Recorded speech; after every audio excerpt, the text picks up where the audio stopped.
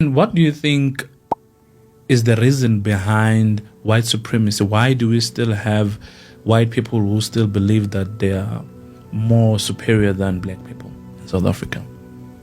White supremacy it's actually a very long, we could call, marketing campaign. It's been going on for 300 years, centuries, not only in South Africa, but across the world. And white people have used the notion of being superior to conquer, unfairly so, other countries, other races. And it's a strategy that works for white people because it allows white mediocrity to trump over black excellence time and time again.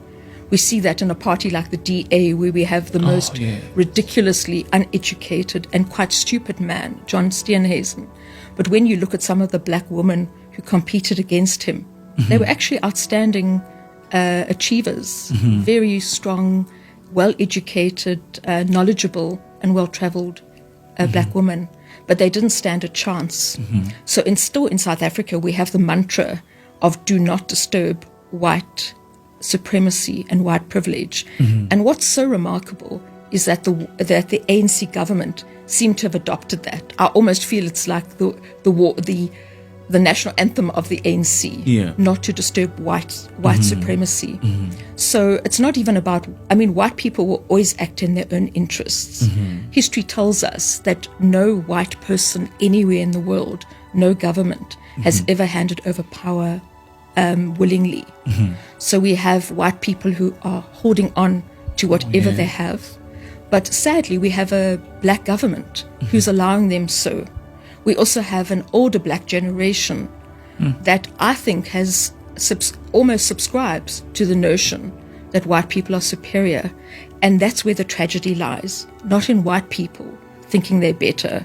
We know that's a false dogma, but it breaks my heart when we see black people buying into that notion. And we see that in everyday life, where black people will go into a white supermarket. Black people will consume white media, although the images of black people in mainstream media are shocking.